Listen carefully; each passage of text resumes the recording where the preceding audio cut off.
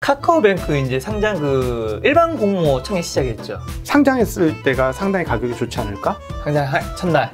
예, 그때가 가상. 아니 그때가 최고가 아닐까?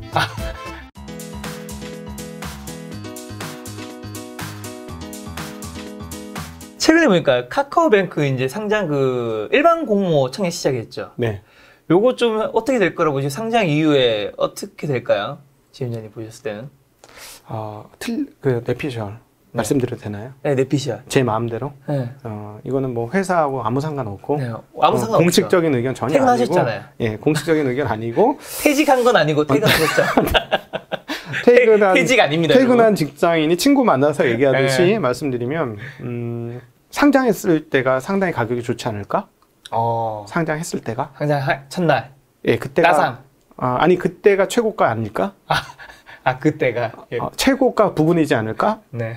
하는 생각을 감히 해보게 됩니다. 안 그래도 지금 그런 저희 리포트가 나왔다긴 하는데 네.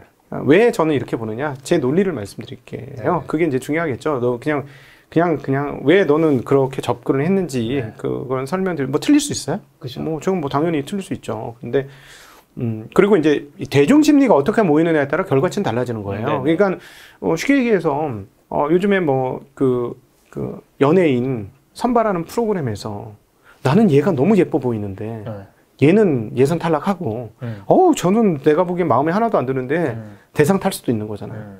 그런 거잖아요. 주식시장이 그런 거거든요. 그렇죠.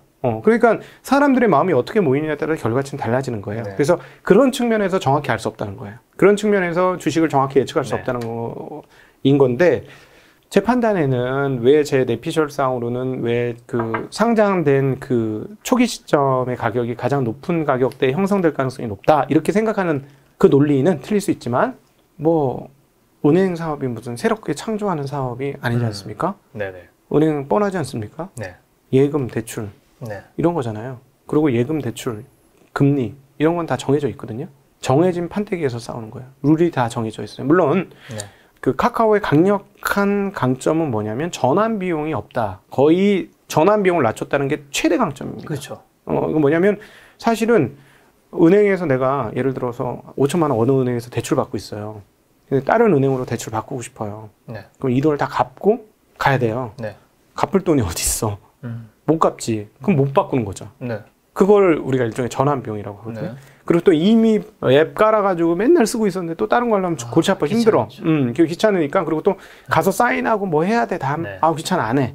하면서 전환 비용이 높은 비즈니스가 바로 은행 비즈니스였어요. 네. 그래서 수익이 딱딱 정해져 있었어. 은행별로. 그래서 갑자기 어느 회사가 혜성처럼 나타나서 다 끌고 가지는 못하는 사업이었어요. 네.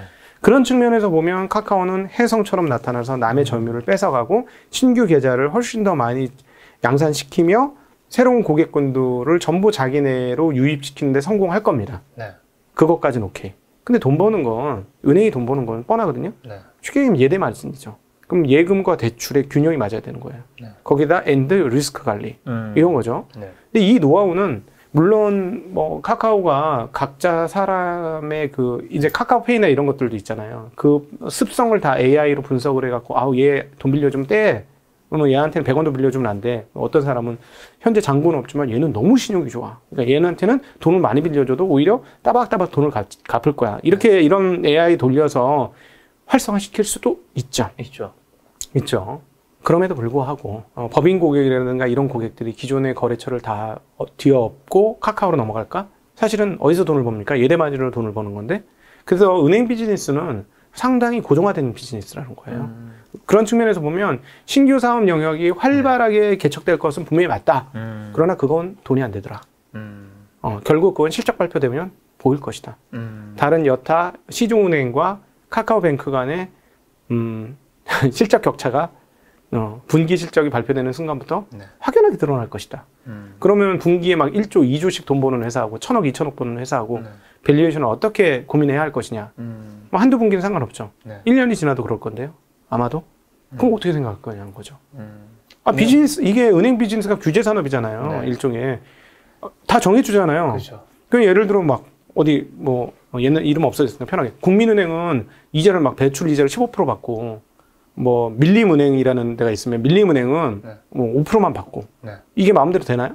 지금 그 거의 민간업체라고 할 수 있는 대부업체 수준의 그 제2, 제3 저축은행도 연간 이자율 그 제한을 받잖아요.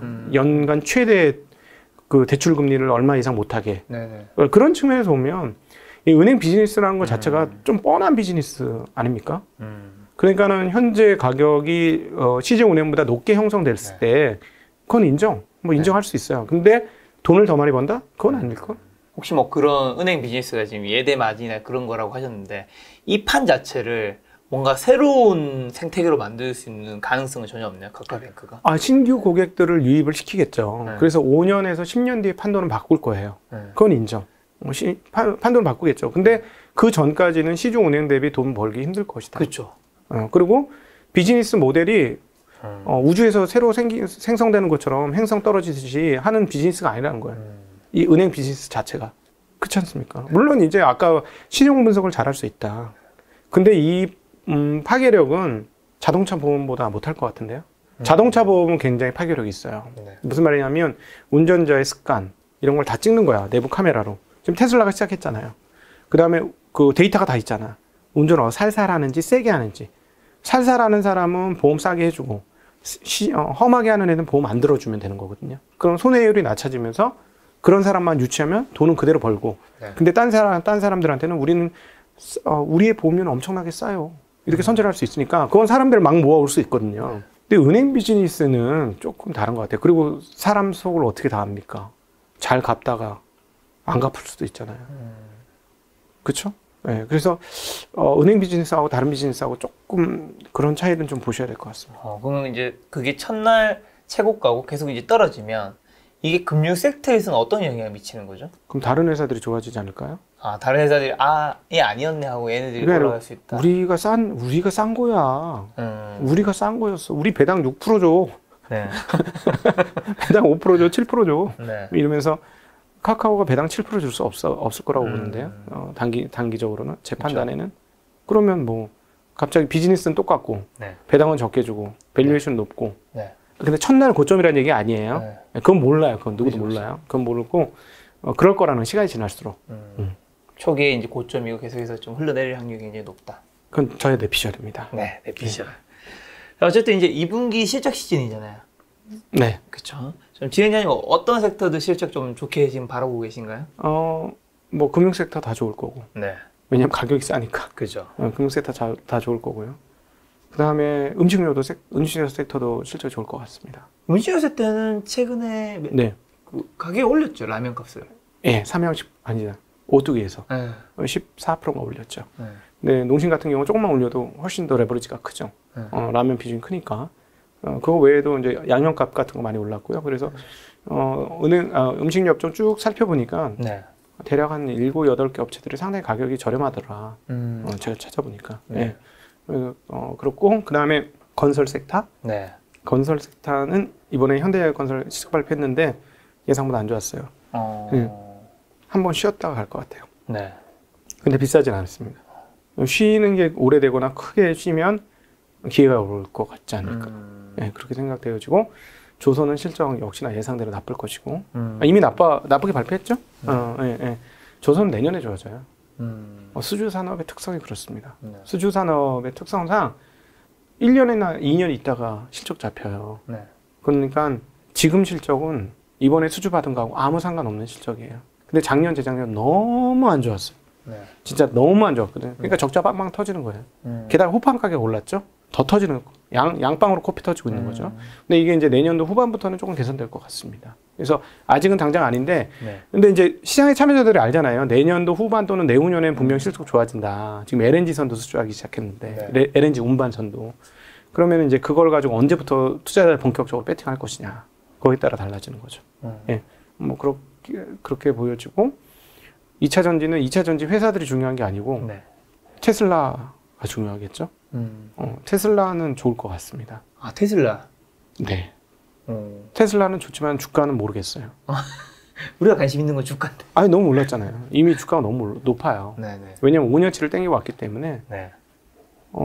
테슬라는 되게 좋을 것 같습니다. 실적이, 왜냐면 대수 판매되는 거 2분기 벌써 이미 대수가 나왔기 때문에 네. 25만 대가 넘었죠. 네. 그래서, 여기 굉장히 잘하고 있구나. 네.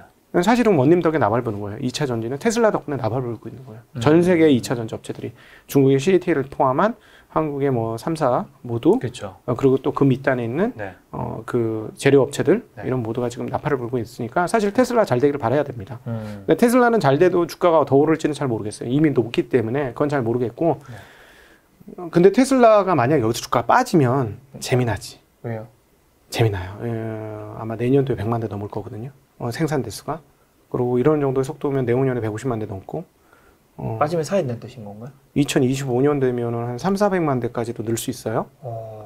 그러면은 1년에 자동차가 8천만 대에서 9천만 대 팔리거든요. 네. 그 중에 5% 정도면 450만 대 정도면은 절반이잖아요. 5%잖아요. 세계 시장 우리나라 현대차 같이 6,700만 대 정도 돼요. 근데 얘네가 300만 대 넘어가면 이건 센세이션을 일으키기 시작하는 거예요. 진짜. 그때 되면 이제 지금 꿈꾸고 있는 모든 사업이 그림이 그려지는 거지. 테슬라가 여러 가지 옵션이 있거든요. 지금 앞서 잠깐 말씀드렸던 보험 옵션도 있고, 그렇죠. 스페이스 X 옵션도, 스페이스 X란다, 저기, 링크. 그 우주 링크 있잖아요. 네.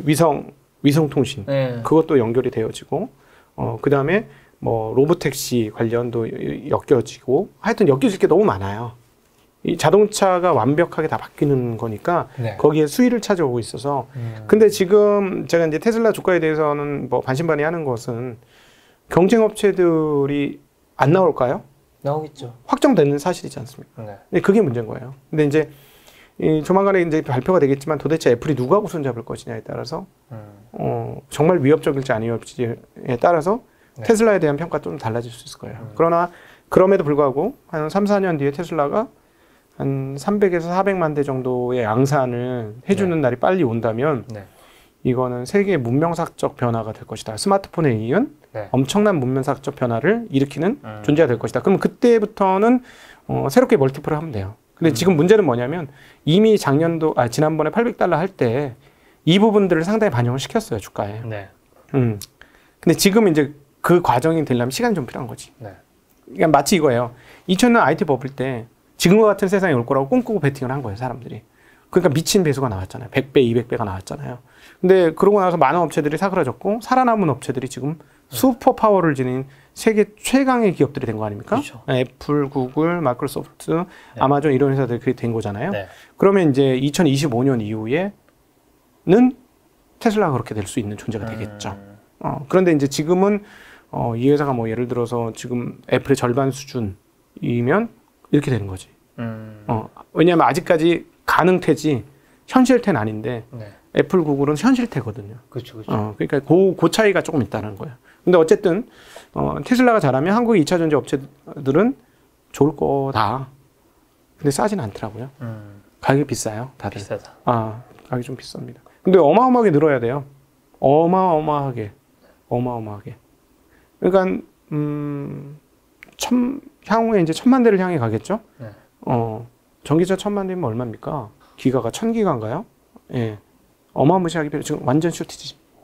완전 쇼티지예요. 지금 그래서 계속 늘려야 되기 때문에 멀티플을 높게 받는 것은 맞는 상황인데 네. 그럼에도 불구하고 멀티플은 좀 높다. 저 같은 사람은 높은데 사지 않는다. 고소공포증이 있어 주식에. 고소공포증이 있어가지고 네. 떨어져도 안 죽는데 네. 그런 데를 찾아가니까 떨어지면 죽을 것 같으면 못 가죠. 네. 최근에 인터넷 색대에서는 네이버, 카카오 다시 또 순위가 바뀌었더라고요. 네. 뭐 네이버 좋은 회사죠. 네. 그 카카오도 땡긴 거죠. 네. 그러니까 저는 카카오 되게 좋게 봐요. 왜냐하면 카카오의 멀티플 중에 우버 멀티플이 좀 들어가야 될 것처럼 보여요. 제가 요즘에 정말 택시 열심히 타고 다니거든요. 네. 차가 한 대가 없어졌어요. 폐차를 시켜가지고 사고로 인해서. 왜요? 저희 아내가 사고를 내면서 다행히 하나도 안 다쳤습니다만 그 네. 폐차를 하면서 그 사고 낼 거면 그냥 택시를 타고 다니자 했는데 그놈의 택시가 저만 타는 거예요. 네. 저희 아내가 안 타고 저희 아내보러 택시를 타라고 했는데 제가 타고 있는 그런 상황인데 택시를 맨날 타보면 이 카카오택시의 위력을 느낄 수 있어요. 편해요.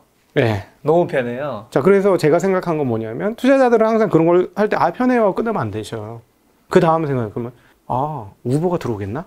우버가 우리나라에 물론 막혔지만 네. 들어오더라도 자리 잡을 수 있을까요? 쉽지 않겠네. 왜냐하면 얘네는 LPG를 쓰잖아요. 네. 근데 우버는 휘발유를 쓰거든. 그렇죠, 그렇죠. 그럼 그 연료 가격 경쟁력이 없어요. 네. 그러면은 가격 차이가 별로 안 나. 예를 들자면 그러면은 어떻게 하겠냐는 거예요. 저처럼 뭐 한 번 쓰면 한 7만 원씩 타고 이런 사람들이야 우버가 좋겠지만 네. 기 장거리 가서 그렇지 않고 그냥 시내에 이렇게 다니면 별로 변별력이 없는 거죠. 네. 게다가 택시의 신뢰성은 그간 굉장히 긴 기간을 통해 쌓여왔던 거잖아요. 게다가 카카오 택시가 하고 있는 부분이 뭐냐면 이 한국 사람의 이 급한 심리가 잘 반영이 되면서 그걸 잘 이용해 먹더라고요. 뭐야? 일반 택시를 누르면 안 와. 아, 안 와. 스마트 택시. 스마트 택시 아니면 뭐 벤티 아니면 블랙 많잖아. 예를 들어 평생 절대 안 타던 모범 택시를 거기서 눌러. 에이씨 빨리 타자. 이러고 이게 뭐 장사가 되게 만들었구나. 가격을 높이는 요소가 있더라. 맞아. 한 거죠. 그런 측면에서 보면 우버 멀티플도 받아야 되고 많은 멀티플을 땡겨올 수 있는 잠재태를 가지고 있죠. 네. 그런 측면에서 굉장히 잘했죠. 그래서 이번에 그 주가가 16만, 17만 원까지 갔던 것 같아요. 그러나 이제 결국 실적 발표를 하면 네. 그 주가를 정당화해 드릴 수는 없다. 그렇기 때문에 실적 발표할 때마다 좀 쉬었다가 네. 또 그런 성장성을 보면 한번 땡겼다가 네. 이런 일들을 반복하지 않겠는가.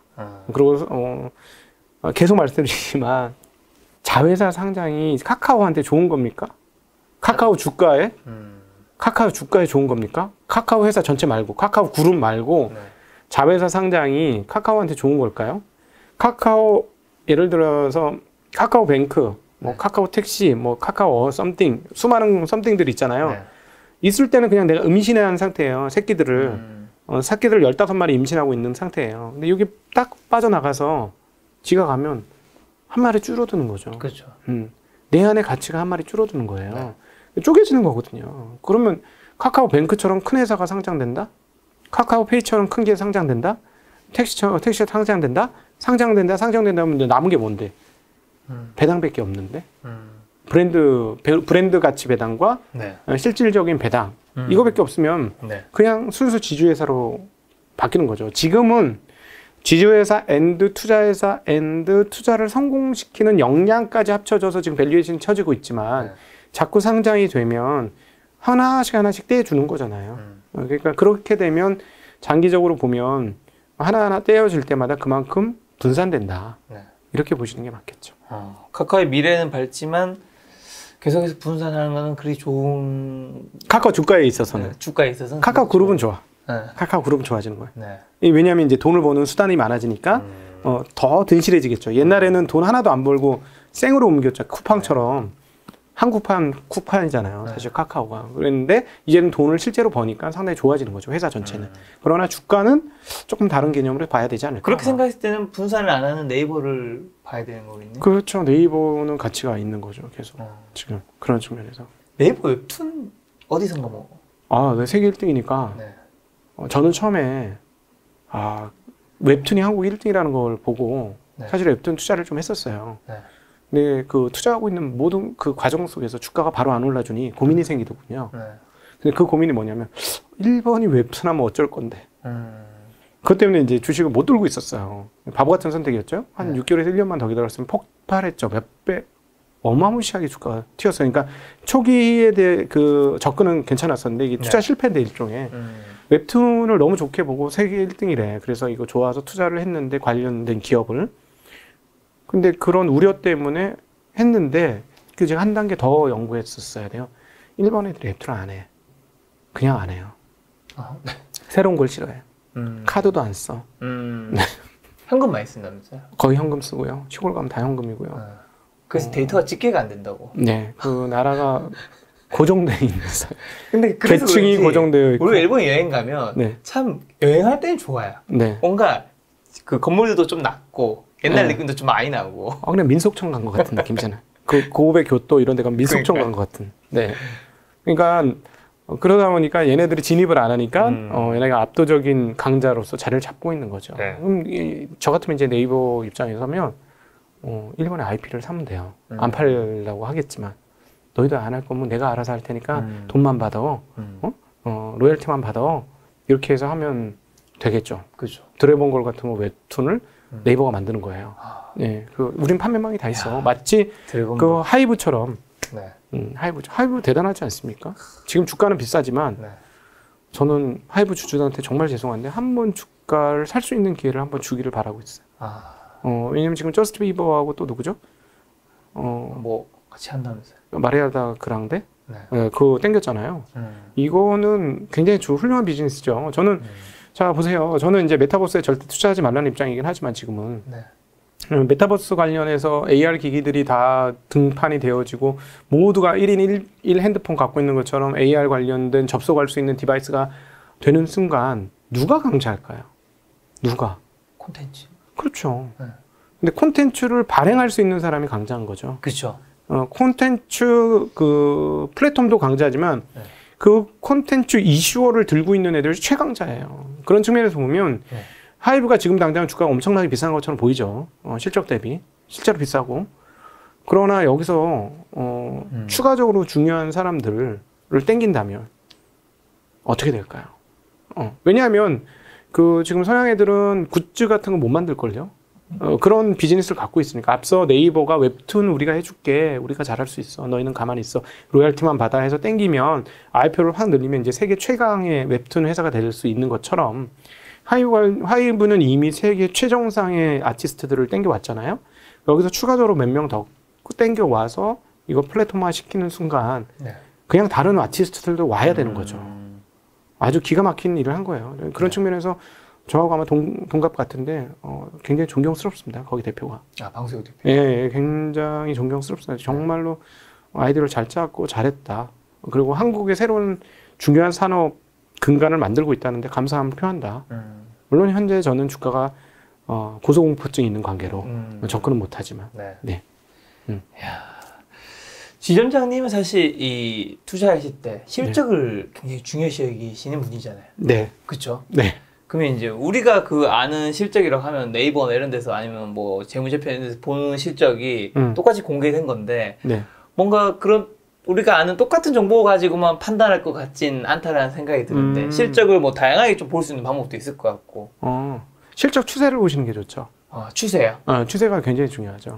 증가해야 됩니다. 네. 매출도 증가하고 네. 이익도 증가하면 더 좋고. 네. 그런 증가가 있고 네. 그다음에 사람들이 못 알아차려야죠. 이 실적이 이렇게 좋은 거를. 어떻게 못 알아차리죠? 많아요. 항상 못 알아차리죠. 앞서 뭐 음식료 중에 한 5개 회사 되게 싸다라고 말씀드렸는데 못 알아차려서 싼 거예요. 그리고 금융주 싸다고 말씀드렸지 않습니까? 네. 엄청 쌉니다. 관심이 없잖아요. 제가 예전에도 여기 나와서 금융주 싸다는 말씀드렸을 텐데. 네. 근데 저는 이렇게 생각해요. 뭐 딴 데서도 말씀을 한 거니까 말씀드리면 현재 주식시장 분위기가 1년만 더 유지된다는 가정을 깔면 증권주들은 대부분 다 2배 이상 올라야 돼요. 당연히 맞지. 실적 대비 주가가. 네. 그 다음에 이제 폭락이 오지 않는 한. 네. 그러니까 폭락이 오지 않고 네. 현재의 실적이 1년만 더 유지되면 그런 가정법이 오케이가 되어진다면 너무 싸거든요. 근데 아무도 생각 안 하고 있어요. 이런 게 이제 시장의 오해인 거죠. 네. 물론 이제 연초 대비는 올랐지 많이. 네. 오르긴 했지만 싸거든요. 이런 회사들이 계속 있습니다. 그래서 왜냐하면 사람들은 인기 있는데 열광을 하죠. 근데 계속 말씀드리는 것 중에 하나는 우리는 신인을 발굴해야 되는 입장인 거예요. 투자자는. 가능성 있는 신인. 인기 있는 사람, 예를 들어 유재석은 우리가 못 땡겨오는 거야. 돈을 그렇죠. 다 줘야 되거든요. 맞아. 유재석이 약간 어려울 때는 투자할 수 있지만 유재석한테 투자한다고 하면 이미 지금 최고가를 주고 투자하는 거예요. 리턴이 되게 작을 수밖에 없다는 거죠. 근데 우리가 리턴을 크게 받으려면 네. 지금은 유명하지 않은데 얘 너무 잘해. 앞으로 엄청 잘할 거야. 이런 연예인 찾는 개념으로 기업들도 발굴을 해야 되는 거죠. 근데 많아요. 많아요. 근데 개인들은 유리한 게 뭐 연평균 수익률이 그렇게 막 남들하고 경쟁하시지 않지 않습니까? 그렇죠. 편하게 하시면 되죠. 그런 측면에서. 지금 싸다고 말씀하신 섹터가 금융주 안에서도 특히 좀 증권주인 건가요? 그러면? 증권도 사고 보험도 엄청 쌉니다. 보험이 더 싼 것 같아요. 손보호 특히나.